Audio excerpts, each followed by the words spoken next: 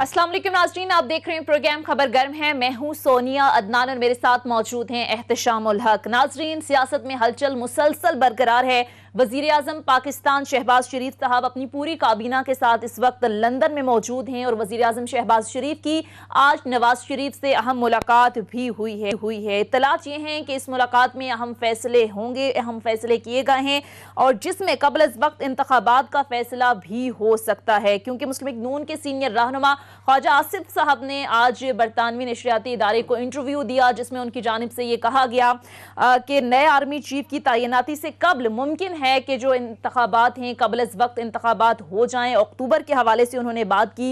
यही बात कुछ दिन पहले इसहाक डार साहब भी कर चुके हैं। आज आसिफ अली जरदारी साहब ने भी प्रेस कॉन्फ्रेंस की और उनकी जानिब से ये कहा गया कि नून लीग के साथ ये तय हुआ है कि इस्लाहात के बगैर हम इलेक्शन में नहीं जाएंगे। उन्होंने कहा कि गुज़िश्ता रोज नवाज शरीफ से बात की और समझाया कि इंतखाबी इस्लाहात में चाहे जितना भी वक्त लगे उसके बगैर हम इलेक्शन में नहीं जाएंगे। बहरहाल मुल्क की मजमूई जो ओवरऑल इस वक्त सूरत हाल है, हुकूमत को दरपेश चैलेंजेस के हवाले से और पूरी सियासी सूरत हाल पर आज तफसील से बात करने के लिए खुसूसी तौर पर हमें ज्वाइन किया है पीपल्स पार्टी के सीनियर रहनुमा की वजीर सैयद खुर्शीद शाह साहब ने। अस्सलाम वालेकुम सर, सबसे पहले तो बहुत बहुत शुक्रिया खुर्शीद शाह साहब आपके वक्त का। सर, वज़ीर आज़म हम देख रहे हैं कि अपनी काबीना के हमरा लंदन में मौजूद हैं, नवाज शरीफ साहब से मुलाकातें हो रही हैं। इत्तलात ये हैं कि अहम फैसले होने जा रहे हैं बिलखुसूस अर्ली इलेक्शन के हवाले से। आज ख्वाजा आसिफ का बयान भी आपने देखा होगा, इसहाक डार भी ये बात कर चुके हैं, लेकिन आसिफ अली जरदारी साहब ने आज ये कहा है कि नून लीग से तय हुआ था कि इंतखाबी इस्लाहात में जितना भी वक्त लगे उसके बगैर हम इलेक्शन की तरफ नहीं जाएंगे। तो सर, क्या मामलात अक्टूबर तक इलेक्शन की तरफ जा सकते हैं? पीपल्स पार्टी भी क्या यही चाहती है? नहीं, क्यों नहीं जा सकते हैं। इस्लाहात के लिए हमें ज़्यादा से ज़्यादा 1.5 महीने से 2 महीने चाहिए और इस्लाहात हो जाएंगे और अक्टूबर नवंबर तक बिल्कुल जा सकते हैं और होना भी चाहिए। वक्त की ज़रूरत भी है, क्योंकि ये हुकूमत जो है वो अनसर्टनटी पैदा करेगी और 1.5 साल के अरसे में कुछ डिलीवर भी नहीं होगा। जो उनका किया घटता है उनके हाथ में हो, वही उसका जवाब दे। जिन लोगों ने 4 साल हुकूमत की है, हमें इस्लाहात करके और बिल्कुल निकलना चाहिए और वोट के लिए आवाम के पास जाना चाहिए। आवाम फैसला करे जो बेहतर फैसला हो। इसमें शाह साहब, ये अब जो आज ख्वाजा आसिफ साहब ने एक नई बहस छेड़ दी है, कुछ लोग कह रहे हैं कि ये आर्मी चीफ के तैनाती को भी जो अभी होनी है नवंबर में, उसको एक सियासी मसला बना दिया गया है। कुछ लोगों का ख्याल है कि ये बात करने वाली थी नहीं और सब लोग वो नवंबर के इंतज़ार में बैठे हैं कि सारी सियासत हमारी उसके गिर्द ही घूमेगी। तो आपका माशाल्लाह बड़ा ज़िंदगी का तजर्बा है, ऊँच नीच बड़ी आपने देखी, जेलें भी देखी, हुकूमतें भी देखी। तो अभी आपको क्या लग रहा है कि इस मौजूदा हालत में ये आर्मी चीफ की तैनाती का मसला और ख्वाजा आसिफ का एज डिफेंस मिनिस्टर पे बात करना, ये कितना सियासत से असरअंदाज होगा ये आज उनका बयान? देखें अच्छा, आप सीनियर लोग हैं, आप बात को समझते हैं कि आर्मी चीफ की जो अनाउंसमेंट नए आर्मी चीफ की होती है वो 2 महीने पहले होती है। अगर वो सितंबर में हो जाती है तो नवंबर में वो चले जाएंगे। तो इलेक्शन जो है, अगर हम अक्टूबर में अनाउंस करेंगे तो ये दिसंबर में जाके इलेक्शंस होंगी या जनवरी में इलेक्शंस होंगी।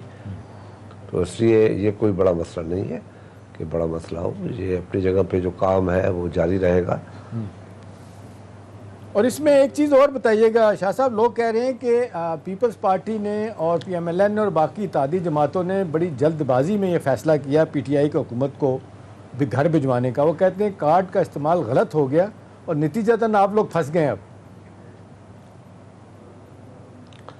अब फंसे हुए हैं या नहीं फंसे हुए हैं, अवाम ने वो 4 साल एक अंधेरी रात वाले गुजारे हैं।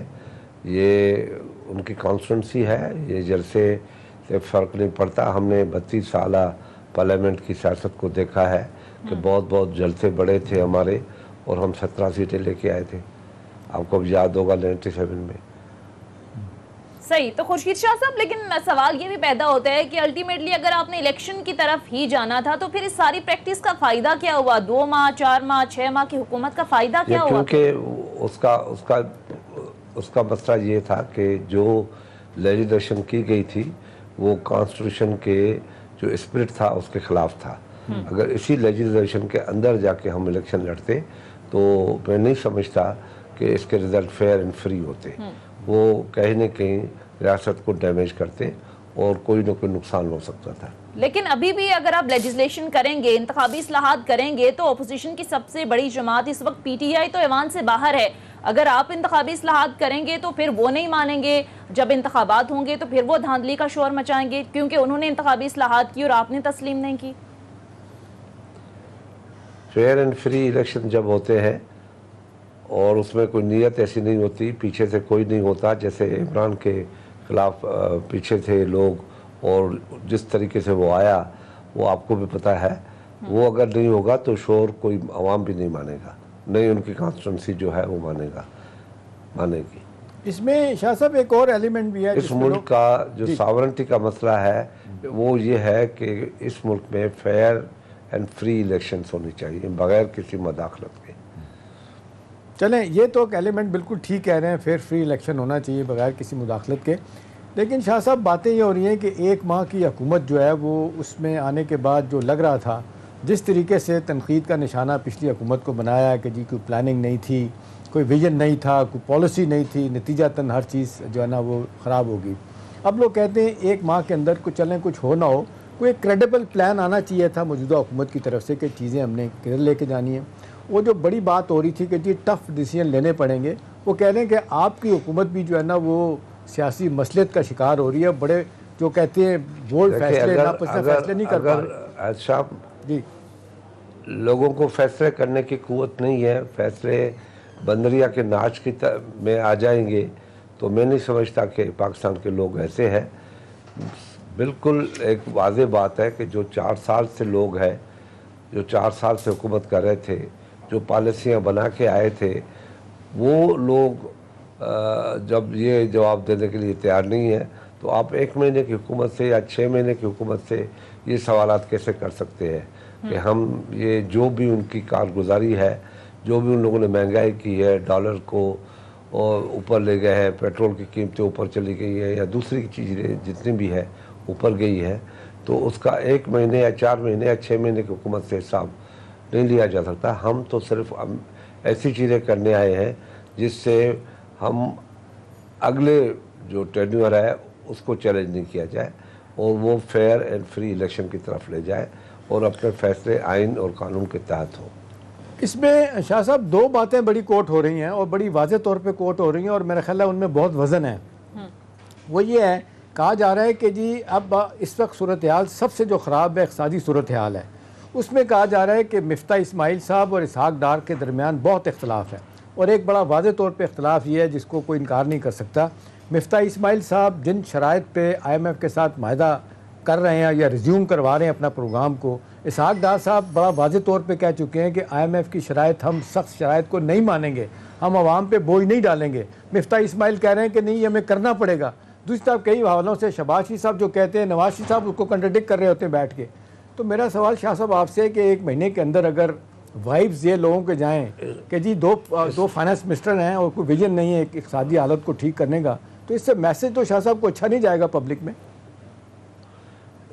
इसका सबसे बेहतर तरीका ये है कि ये कैबिनेट में आए और मैं समझता हूँ बेस्ट वे ये है और एक रवायत भी पढ़नी चाहिए कि इस किस्म के फैसले पार्लियामेंट में लेके आए और पार्लियामेंट का विजन के मुताबिक फैसला होना चाहिए और न कि कोई एक्स प्राइम मिनिस्टर और एक्स फाइनेंस मिनिस्टर और प्रेजेंट फाइनेंस मिनिस्टर के दरमियान झगड़े के तहत ये काम होना चाहिए। ये पार्लियामेंट के विजन पे छोड़ा जाए, उधर ये आ जाए, वहाँ डिस्कस हो जाए। और इसमें शाह साहब जो आज जरदारी साहब ने प्रेस कॉन्फ्रेंस की है, जो मैं देख पाया हूँ, समझ पाया हूँ, जिस अंदाज से उन्होंने प्रेस कॉन्फ्रेंस की है, उन्होंने बड़ा वाज़ेह तौर पे बार बार ये कहा कि इस मुल्क की सूरत हाल को हम ही ठीक करेंगे, मैं ठीक करूँगा, मेरी पार्टी ठीक करेगी। तो बज़ाहिर ये लग रहा है कि वो एक मैसेज भी है, जो लोग लंदन गए हैं, अगर वो फ़र्ज़ करें जल्दी इलेक्शन करवाना चाहते हैं तो उनको भी एक मैसेज है। दूसरा ये कि जिस तरीके से बिलावल भुट्टो के बारे में उन्होंने बात की, प्रेसिडेंट बाइडन से दोस्ती की उन्होंने बात की, इससे तो बड़ा वाज़ेह तौर पे लगता है कि पीपल्स पार्टी जो पहले भी कहती रही है और जरदारी साहब के हमारे पास विजन है, हम चीज़ें ठीक कर सकते हैं मुल्क के लेवल पे भी और मुल्क के बाहर लेवल पे भी। तो आपको लगता है कि इस हवाले से भी कोई इख्तलाफ है नून के साथ आपका? नहीं, कोई इख्तलाफ नहीं है, इस वक्त कोई इख्तलाफ नहीं है। जो चीज़ें ठीक कर सकते हैं तो मेहंदी लगे हाथ नहीं जलते, नून लीग को क्या एतराज़ हो सकता है? मैंने समझा कोई एतराज़ नहीं हो सकता, कोई नहीं हो सकता एतराज़। इख्तलाफात आप कह रहे हैं कोई नहीं। अच्छा खुर्शीद शाह साहब, हम देख रहे हैं कि इमरान खान साहब एक के बाद एक जलसा कर रहे हैं और पहले दिन से ही जो उनका एक नैरेटिव था उसको लेकर चल रहे हैं और उनका मुतालबा यही था कि मामलात अर्ली इलेक्शन की तरफ जाए और नए इलेक्शन करवाए जाएं। अब हम देख रहे हैं कि हुकूमत की जानिब से भी कहा जा रहा है, बैक टू बैक बयानात आ रहे हैं कि अब जल्द से जल्द इलेक्शन होने चाहिए क्योंकि मुल्क की ओवरऑल जो मजमूई सूरत हाल है इसका बोझ हम क्यों अपने सर पे लें। तो सर कहीं ना कहीं ये तासुर जाता है कि इमरान खान साहब ने जो जलसे किए या जिस तरह से वो बयानियां आगे लेकर चल रहे हैं, लोग उस बयानिए को तस्लीम भी कर रहे हैं, तो किसी ना किसी हद तक प्रेशर में आई है गवर्नमेंट, इसलिए ये फैसला किया जा रहा है। देखिए, काश इमरान खान आज से 3-4 महीने बाद पहले ये बात हमारी मान लेते। तो हम कहते थे कि ये इलेक्शंस अर्ली होने चाहिए, तो उस वक्त ये और उसकी कैबिनेट ये कहती थी कि एक दिन के लिए भी इलेक्शन पहले नहीं करवाई जाएगी, और यही बात थी।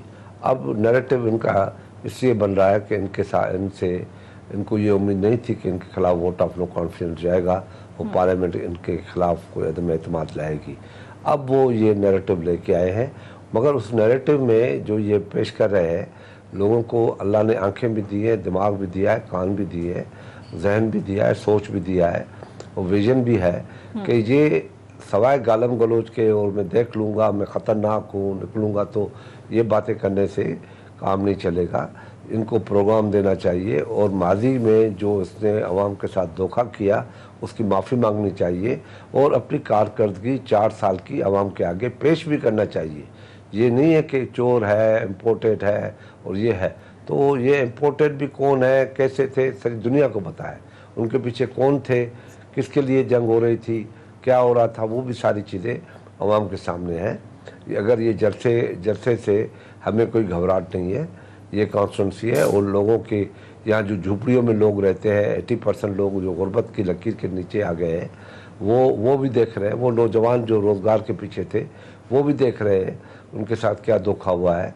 जो घरों के लिए पीछे थे उनके साथ भी जो धोखा हुआ, जो पाकिस्तान मकरूज हो गया, ये भी लोगों के साथ धोखा हुआ। और कर्जे लेके जो पाकिस्तान की हिस्ट्री में इतने कर्जे नहीं लिए गए, तो वो शख्स अभी सवाए इसके कि जैसा जैसा खेल रहा है, ये जैसे जैसे खेलने से हुकूमतें और आवाम की मुश्किलात दूर नहीं होती, रियासत बेहतर नहीं होती। रियासत बेहतर होती है बेहतर फैसले करने से। चलें, इसमें शाह साहब एक और एलिमेंट भी है, उस पर भी आप ज़रूर बात कीजिएगा। इसमें कोई दो राय नहीं है कि जिस अंदाज से कारकर्दगी को तनकीद का निशाना बनाएगा इमरान खान हुकूमत में, कई हवाले से वो ख़ुद भी मानते हैं कि गवर्नेंस नहीं थी, मुश्किलात थी, ये था वो था, कुछ लोगों को रिलीफ नहीं दे सके।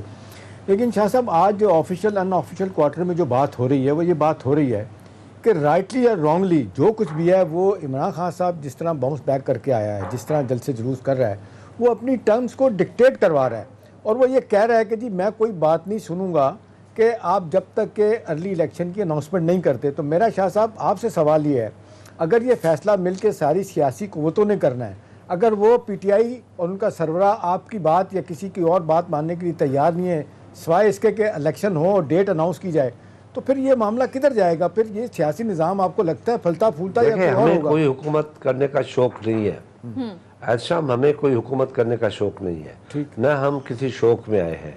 हमने रियासत को बचाने के लिए ये इक़दाम मजबूरी से उठाए।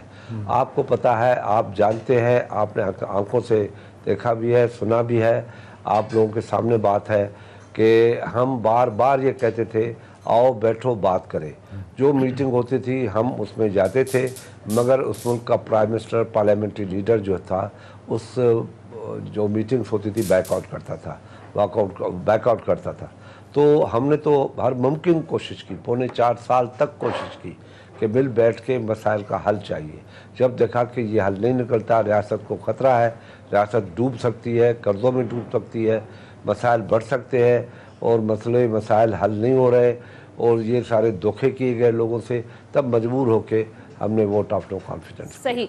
अच्छा, और अब भी हमें शौक नहीं है। हम चाहते हैं कि जल्द व जल्द इलेक्शन हो, अक्टूबर-नवंबर में इलेक्शन हो जाए और उससे पहले जितनी भी लेजिस्लेशन हो जल्द व जल्द किया जाए, तवज्जो इधर दिया जाए। और आज भी मैं ये प्रॉब्लम अपने आँखों से देख के आया पार्लियामेंट के अंदर कि वहाँ पे जवाबात दिए जा रहे हैं, मगर वहाँ भी हमने ये बात की है कि भाई मैशत के लिए बेहतर तरीके से सोचो, पर बस किसी को जवाब दे देंगे। सही। अच्छा खुर्शीद शाह साहब, एक तनकीद इस वक्त पीटीआई की तरफ से ये भी हो रही है कि बदकिस्मती है इस मुल्क की कि पाकिस्तान के फैसले जो हैं वो लंदन में हो रहे हैं, और ये कहा जा रहा है कि पूरी की पूरी काबीना और वज़ीर आज़म उठकर नवाज शरीफ साहब के पास गए पाकिस्तान के फैसले करने के लिए। हालांकि इस वक्त मखलूत हुकूमत है, मजमूई हुकूमत बनाई है बहुत सारी जमातों ने मिलकर। अगर मुल्क के हवाले से ही फैसले करने हैं तो फिर सिर्फ मुस्लिम लीग नून ही क्यों, दीगर जमातें वहाँ पर नहीं गई? ये कोई नई बात नहीं है, इससे पहले भी ऐसे होते रहे हैं। पहले भी ऐसा लंदन में जब बेनज़ीर भुट्टो साहबा जलावतनी में थी तो लंदन में बातें होती थी, लंदन में पार्टी जाती थी, और हमारे फैसले पाकिस्तान में भी होते हैं, लंदन में भी होते हैं, दुबई में भी होते हैं, और मगर वो हम लोग करते हैं, कोई और नहीं करता फैसला। लेकिन उसमें इमरान खान साहब, शाह साहब ये कह रहे हैं कि 1 महीने के अंदर अंदर ही प्राइम मिनिस्टर भाग के लंदन चला गया। मैं तो 2.5 साल से नहीं वहाँ गया, मेरे बच्चे हैं, मैं 2.5 साल से उनको नहीं मिला। अगर मुल्क का दर्द होता और चीज़ें ठीक करनी होती तो वहाँ जाने की क्या ज़रूरत पड़ती थी शहबाज शरीफ को? वो उनसे ये पूछे कि तुम्हें जो पाकिस्तान के बच्चे हैं उनसे कितना प्यार है और अपने बच्चों से साथ कितना प्यार है। वो तो अपने बच्चों को ही पाकिस्तान नहीं आने दिया उसने, वो दूसरे बच्चों की बातें कर रहा है। लेकिन वो तो कह रहे हैं कि बच्चों की तरह नहीं समझता। अच्छा शाह साहब, वो कह रहे हैं कि वैसे तो उसका जो दिल है वो बाप वाला दिल नहीं है। अच्छा, और वो ये भी तनकीद कर रहे हैं कि वैसे तो पीपल्स पार्टी, मुस्लिम लीग नून और दीगर जमातों ने मिलकर हुकूमत बनाई है, लेकिन शहबाज शरीफ के वहां जाने से तासुर वो ये दे रहे हैं कि हुकूमत के सारे मामलात लंदन से चल रहे हैं, नवाज शरीफ साहब देख रहे हैं सारे मामलात को। ये उनकी पार्टी के मसले हैं, ये उनकी पार्टी के मसले हैं, और वो पार्टी के मसले नेचुरली उनका जो लीडर है वो वहाँ बैठा है, तो वो पार्टी के फैसले वहाँ ज़रूर जाने, और कोई फ़र्क नहीं पड़ता। अब दुनिया बहुत छोटी है, ग्लोबल विलेज है, और वो जाए बिल्कुल अपनी पार्टी के फैसले उनके साथ बैठ के करे। और नवाज शरीफ प्रेसिडेंट है, वो उनके लीडर है, ठीक। नवाज शरीफ, तो उसमें कोई हमें एतराज़ नहीं होना चाहिए। चलें, आपको एतराज़ नहीं, ये खुद अमेरिका में बैठ के पाकिस्तान आने के फैसले कर रहा था और अमेरिका में बैठ के लॉबिंग कर रहा था, तो उस वक्त इसको ये ख्याल नहीं था कि अमेरिका जो है वो बैरूनी मुल्कों में और बैरूनी ताकतों में शुमार होता है। उस वक्त भी इसको ख्याल होना चाहिए था। शाह साहब, लोग आमतौर पे आया हूँ, किसने भेजा है, क्या करना है। ठीक, लोग ये भी कह रहे हैं कि जी पीपल्स पार्टी PMLN कभी भी हुकूमत में इकट्ठे नहीं रह सकते। 2008 की मिसाल दी जाती, जब आपकी हुकूमत बनी थी, 2-3 महीने के लिए वो आए थे, आपने वज़ीर भी बनाए, सागदार साहब को फाइनेंस मिनिस्टर भी थे, फिर इख्तलाफ हुए, छोड़ के चले गए। मेरा सवाल शाह साहब आपसे कि आज जरदारी साहब ने जो प्रेस कॉन्फ्रेंस की है, उन्होंने कहा है कि जी out of the box solution ढूंढना होगा। मसलन उन्होंने कहा कि जी हम करके दिखाएंगे, मैं करके दिखाऊंगा। उन्होंने कहा कि जी मसलन ये कहा कि जी पैसे की कमी है तो स्टेट लाइफ इंश्योरेंस, उसका 100 बिलियन रुपए का उनके पास पैसा है, तो मैं चाहूँगा कि उनके शेयर जो है ना वो 20% 30% किसी क्रेडिबल कंपनी को दे दिए जाएं, तो उनसे पैसा लेकर काम चलाया जाए। इस तरह वो कह रहे हैं कि स्टेट सेक्टर की जो एनर्जी की कंपनीज़ हैं, जो हमारे क्या कहते हैं ये पावर प्लांट्स हैं, इनको प्राइवेटाइज़ करके तो मामला चलाए जा सकते हैं। मेरा सवाल शाह साहब से ये आपसे ये है कि मिफ्ता इस्माइल साहब तो ये बातें नहीं कर रहे, उन्होंने तो अभी इस तरफ आने की बात ही नहीं की। वो तो सिर्फ वो कहते हैं फायर फाइटिंग कर रहे हैं, दौड़ते दौड़ते IMF के पास गए, यहाँ है, जो पहले कहते थे उनके बयानों में आज के बयानों में बड़ा फ़र्क लग रहा है। सागदार साहब उनसे अलहदा खिलाफ कर रहे हैं। तो जो आज जरदारी साहब ने बातें की हैं वो तो उसी वक्त सूरत में होंगी जब आपकी हुकूमत बनेगी। इनके साथ रहते हो तो ये सब कुछ नहीं हो सकता। नहीं, नेचुरली नहीं हो सकता। हमारी हुकूमत जो हमने चलाई वो भी आपके सामने है। अल्हम्दुलिल्लाह 5 साल बड़े सक्सेसफुली चलाए और प्राइसेस को भी कंट्रोल में रखा, बिजली गैस की कीमतों को और हर चीज़ को हमने अपने कंट्रोल में रखा। मगर ये हर पार्टी की अपनी अपनी पॉलिसीज़ होती है। हमारी पॉलिसी जो है वो जरदारी साहब ने कही है और आपके सामने है, और ये कोलिशन गवर्नमेंट है और नेचुरली बहुत बड़ी कोलिशन है, और मिलके ही फैसले करने पड़ेंगे। और ऐसी गवर्नमेंट फ्यूचर में आनी चाहिए जिसके साथ हर पार्टी ताउन भी करे, साथ भी रहे, चाहे हुकूमत में रहे न रहे, मगर उनका ताउन जारी रहे और मुल्क के लिए कोई बेहतर रास्ता ढूंढा जाए। क्योंकि अब दुनिया बहुत तब्दील होती जा रही है और दुनिया की तब्दीली के साथ हमें भी तब्दील होना पड़ेगा। सही। पीपल्स पार्टी के सीनियर रहनुमा सैयद खुर्शीद शाह साहब से गुफ्तगू का सिलसिला जारी रहेगा। यहाँ मुख्तसर ब्रेक लेते हैं, ब्रेक के बाद वापस आएंगे। Stay with us.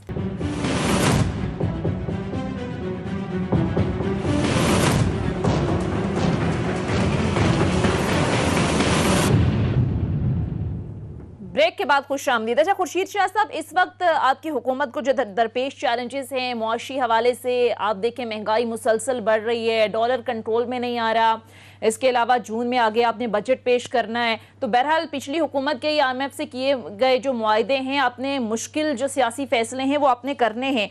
तो कहने वाले सर ये कह रहे हैं कि इमरान खान की बेसिकली जो डूबती कश्ती थी उसको आपने सहारा दिया और सियासी शहीद बनाया है, क्योंकि वो सब बहरान जिनका इमरान खान साहब पर इल्ज़ाम लगना था वो अब आपके खाते में आ रहे हैं, आपके हिस्से में आ रहे हैं। देखें, इसका जो बेस है, जो इसका असल स्ट्रक्चर है, वो बिल्कुल इमरान खान गिरा के चला गया है। अगर नया स्ट्रक्चर हम बनाएंगे तो ज़्यादा से ज़्यादा ग्रे स्ट्रक्चर होगा, वो बन नहीं सकता। इसलिए किसी भी इन हालात के बाद जो भी हुकूमत आएगी वो इन मसाइल से अब उलझी रहेगी, चाहे मैंडेट के बाद भी जब भी आएगी तो इन्हीं मसाइल में उलझी रहेगी, क्योंकि पाकिस्तान की हिस्ट्री है, मगर दुनिया की हिस्ट्री है, जब प्राइसेस बढ़ जाती है तो कम होने का नाम नहीं लेती। मगर इसके लिए बहुत बड़े स्टेप लेने चाहिए और हमें अपनी पॉलिसीज़ को रिविज़िट करना चाहिए कि हमारे मुल्क की जो आइंदा 10 साल की पॉलिसियाँ होंगी वो किस पे महवर होनी चाहिए, एग्रीकल्चर पे महवर होनी चाहिए या अपना कर्ज़ों पे महवर होनी चाहिए। बैंकों से कर्ज़े लेने के बजाय आदमी अपनी जो सोर्सेज है उनको यूज़ करे और बैंकों को छोड़ दे कि वो पाकिस्तान में जो इन्वेस्टमेंट होती है उस पर करे, न कि हुकूमत उनका सारा पैसा खुद ले जाए और ख़ुद जाके अपनी हुकूमत उन पैसों से खर्चे से चलाए। तो ये बड़ी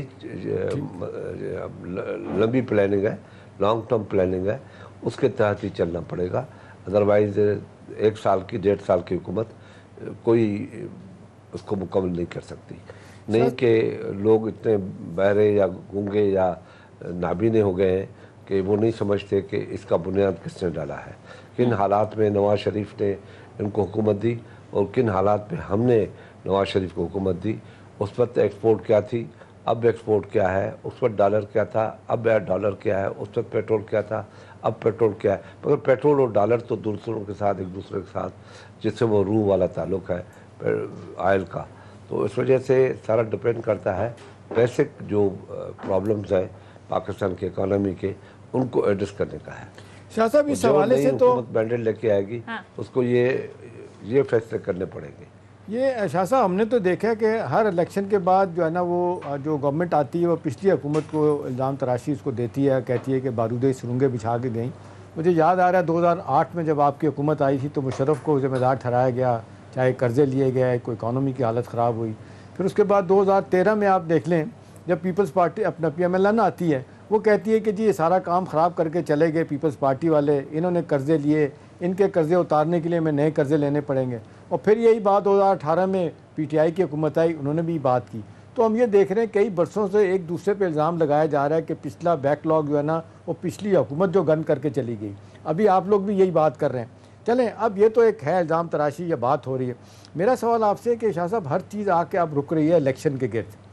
अभी जिस तरीके से आपके लीडर ज़रदारी साहब ने भी कहा कि जी पहले रिफॉर्म हो जानी चाहिए और इसी तरह से नैब के हवाले से जो कवानीन है तब्दील हो जाने चाहिए, लोगों का ख्याल है कि अगले इलेक्शन में सबसे बड़ा मसला जो बन रहा है वो है कि इस वक्त कैपेसिटी बिल्डिंग है जो इलेक्शन कमीशन की है, वो इस तरह से उन पर तनकीद भी हो रही है। वो बहुत ज़्यादा वक्त मांग रहे हैं कि जी हमें डिलिमिटेशन करनी है और इसके लिए 3 महीने तो कम से कम चाहिए और हमने मसाइल चाहिए। EVM मशीन के बारे में वो कहते थे कि जी 8 लाख मशीनें लेनी पड़ेंगी, वो ली नहीं है। और लोग साथ ये भी कह रहे हैं कि जी ओवरसीज़ को जो वोट देने का हक़ है वो भी करना है। उस हवाले से तो असद उमर कह चुके हैं कि जी ये तो 2023 की प्लानिंग थी कि उसमें उन ओवरसीज़ पाकिस्तानीज़ को वोट देने की बात थी, अब नहीं हो सकती क्योंकि अभी तो पुराने हिसाब से इलेक्शन लड़ा जाएगा।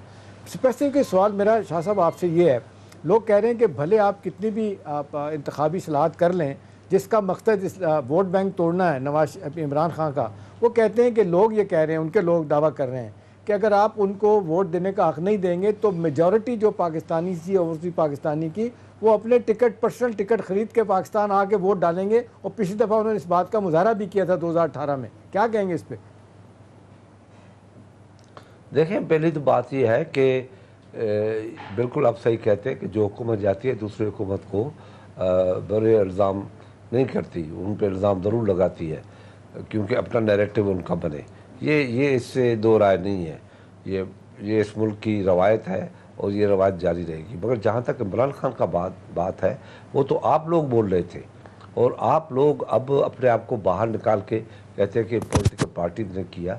आप लोगों ने तो खुद कह दिया एक बात एहतशाम के ये जो अपोजिशन है इसमें दम खम ही नहीं है कि इमरान खान का मुकाबला करे या उसको वोट ऑफ नो कर। इनकी वजह से इमरान खान ने ये तबाही मचाई है, अपोजिशन अपना रोल अदा नहीं कर रही है। ये तो आप लोग कहते थे हमें, आप लोग ने इंस्टिगेट भी किया कि भाई ये करे वरना तो मुल्क तबाह हो जाएगा। ये जो इमरान खान कर रहा है उसमें कोई शक की बात भी नहीं है कि इमरान खान ने जिस तरीके से कर्ज़े लिए, जिस तरीके से महंगाई की, जिस तरीके से डॉलर का इजाफा हुआ और पॉलिसी नहीं आई, जिस तरीके से लोड शेडिंग का हुआ, गैस का हुआ, प्राइस बिजली की 8 रुपये से 11 रुपये से हटा के 30 रुपये तक लेके गए। ये तो इससे तो कोई दो राय नहीं है कि उसने इस मुल्क में एक नया बहरान पैदा कर दिया। और पावर्टी जो थी वो समझ लो 60% तक पावर्टी आ गई। ये सारी चीज़ें हैं। जहाँ तक आप कहते हैं कि इलेक्शन है, इलेक्शन होना चाहिए, इलेक्शन होना चाहिए। और आपको ये बता दूं कि हम ओवरसीज़ पाकिस्तान का वोट छीन नहीं रहे, उनको वोट देने का हक भी है। वो वोट यहाँ चल के जहाज़ पे आके दे भी सकते हैं और उनके अलावा उनको इलेक्शन लड़ने का हक भी है। और इसके अलावा ये भी है कि हम ओवरसीज़ पाकिस्तानियों की अपनी एक स्पेशल सीटें रखेंगे जो जेन्युइनली ओवरसीज़ पाकिस्तानी होंगे। और उनको तो वो आंख मांगने गए थे एक, उनको तो 2-2 आंखें मिल रही है, तो वो क्यों नाराज़ होंगे। उनकी 6 सीटें या 8 सीटें ओवरसीज़ पाकिस्तानी की हो जाएंगी, वोट भी हो जाएगा, इलेक्शन का हक भी मिल जाएगा। हम तो बेहतर पोजीशन करके दे रहे हैं। मिल जाएगा जी, वोट का हक भी मिल वो जाएगा। तो बिल पेश नहीं कर दिया कौमी असम्बली में ओवरसीज पाकिस्तानियों का वोट का हक ना देने के हवाले से? नहीं, वो और बात है, वो वहाँ का वोट था, वो जो बैठ के बाहर ओवरसीज पोजीशन पे वो देना चाहते हैं, वो उसी पे एतराज़ है। ठीक कि वहाँ इलेक्शन जहाँ 60% ओवरसीज पाकिस्तान रहते हैं वहाँ तो इलेक्शन होंगे ही नहीं। आप इस बात को क्यों नहीं समझते? सही। आप लोग इसका एहसास क्यों नहीं रहते? 60% पाकिस्तानी जो सऊदी अरब और अबू धाबी या बहरीन या ओमान यहाँ रहते हैं, वहाँ ये सिस्टम ही नहीं है, ये जलसे जुलूस ही नहीं हो सकते। ठीक है। अच्छा, बाकी 40% के लिए आप इसमें इलेक्शन का हक एक देंगे। ठीक है, ये एक तो चीज धोखा है बताइएगा। सुबह। हम अगर 8 सीटें रखेंगे स्पेशली ओवरसीज पाकिस्तान, तो वो सऊदी अरब में भी पाकिस्तानी जो रहते हैं, जो ओमान में भी रहते हैं, जो लंदन में भी रहते हैं, जो यूरोप में भी रहते हैं, जो अमेरिका में भी रहते हैं, उनको भी मिलेगा। ठीक, शाह साहब एक चीज़ पे बहस ख़त्म नहीं हो रही। चीज़ें जो आप लोग कह रहे हैं जी, जो खदशात है आपको, ये कानून ऐसा नहीं बनेगा। ठीक, कानून ऐसा बनेगा जो ट्रांसपेरेंट होगा। सही। अच्छा, एक चीज़ पे शाह साहब बहस ख़त्म नहीं हो रही, वो ये है कि जिस तरीके से इमरान खान ने अपना बयानिया बनाया कि जी मुझे साजिश करके अमेरिका ने वहाँ से हुई और पाकिस्तानी भी उसमें सारे शरीक हुए, जो उनके मुखालफीन हैं उनको हटाया गया। अब हर जगह उनका यह बयानिया कोई माने ना माने, लोग उसको बाई तो करते हैं। बहुत सारे लोग कहते हैं जी देखें ये खुददारी तो बहुत बड़ी बात है, इज़्ज़त नफ्स पाकिस्तानियों की जो है ना ये चैलेंज हुई है। वो एक लिहाज से उनको सिंपैथी वोट भी मिल रहा है, विक्टिम हुड का वोट भी मिल रहा है। और बिलावल भुट्टो साहब ने ये कहा कि भाई तुम्हारे खिलाफ किसी ने साजिश नहीं की, तुम्हारे खिलाफ बिलावल हाउस में साजिश हुई, हमने तुम्हें हटाया वहाँ से। इस बात का क्रेडिट तो बहुत सारे लोग देते हैं आपको कि असल तो रोल आपने प्ले किया। लेकिन मेरा सवाल आपसे है कि लोग उसकी बात को तो शाह साहब मान रहे हैं कि भी साजिश हुई है, उसके साथ ज्यादती हुई है। अच्छा साहब, आप माशाल्लाह समझदार लोग हैं, आपके ऊपर भी बहुत बड़ी जिम्मेदारी है कि आप लोगों को ये भी बता सकते हैं कि ये वोट ऑफ नो कॉन्फिडेंस हम जब कराची से 27 तारीख को चले थे उस तारीख को हुआ था। ये तो 6 या 7 तारीख की बात है जब ये लेटर आया है। वोट ऑफ नो कॉन्फिडेंस तो बात हमने 10 दिन पहले की थी, तो हम जा रहे हैं, धरना नहीं देंगे मगर vote of no confidence move करके आएंगे। ये तो बयानिया बनाया, ठीक है। कभी कभी जो मिट्टी भी बिकती है, कभी सोना नहीं बिकता। बिक रहा है सर, आप ये तो एग्री बात कर है, रहे ये हैं। हमारी किस्मत है। अच्छा अच्छा, चलें। अच्छा जी, मैं कह रही हूँ मुशीर शाह साहब, आप भी एग्री कर रहे हैं कि बाय हो रहा है। लोग ये इस बात पे मैं आपसे ये बात कर रहा हूँ कि ऐसी बातों को कभी कभी बाया भी हो जाती है। कुछ लोग इस बात को, अपने लीडर की हर नेगेटिव बात को पॉजिटिव भी समझते हैं। सही। बड़ी अच्छा बड़ी शाह इसमें साहब, एक मिसालें बयान हैं, था, वो एक बयान genuine था, मिसालें हैं, मगर मैं जी ठीक है। अच्छा खुर्शीद शाह साहब, एक बयान था जिस पर हमने देखा आसिफ जरदारी हूँ, मरियम नवाज हूँ, शहबाज शरीफ हूँ, बहुत ज्यादा तनकीद कर रहे थे। वो था कि इमरान खान साहब ने फौज के सिपा सालार को मीर जाफर से तशबीह दे दी, लेकिन इमरान खान साहब ने कल के जलसे में किसी हद तक क्लियर कर दिया कि मैंने मीर जाफर को सिपा सालार से तशबीह नहीं दी थी, बल्कि शहबाज शरीफ साहब के हवाले से उन्होंने कहा कि मैंने शहबाज शरीफ साहब को कहा था। तो सर ये जो जस्टिफिकेशन या क्लैरिफिकेशन दी गई है, देखे ना जी, इस आदमी पे कोई मयार नहीं है। मयार मीन, इसको हम सिंधी में मयार बोलते हैं, पता नहीं आप क्या कहते हैं इसको, तनकीद या क्या नहीं है। क्योंकि ये आदमी खुद को जब गधा भी कह देता है तो अब उसको आप क्या कहेंगे। कहता है कि मैं अगर 20 साल लंदन में रहा तो मैं अंग्रेज़ तो नहीं बन गया, जैसे गधे को ज़ेबरा बना दो, वो ज़ेबरा तो नहीं बन जाएगी। तो जो आदमी को ये पता नहीं है कि जो मैं मिसाल दे रहा हूँ वो क्या दे रहा हूँ। सही, ठीक है। लेकिन वो जो एक कानूनी चाराजोई की बात हो रही थी कि कानूनी कार्रवाई करेंगे, इस तरह के बयानात नहीं होनी चाहिए, वो तो अब नहीं हो सकता ना, क्योंकि वो उन्होंने खुद आके क्लियर भी कर दिया और बयान से पीछे भी हट गए एक तरह से। ये है, आप माशाल्लाह माशाल्लाह यू टर्न खान आपने नाम क्यों रखा है उसका। मैं तो फिर भी एहतराम और नज़र, यू टर्न तो बोले चाहे ना, कल उसने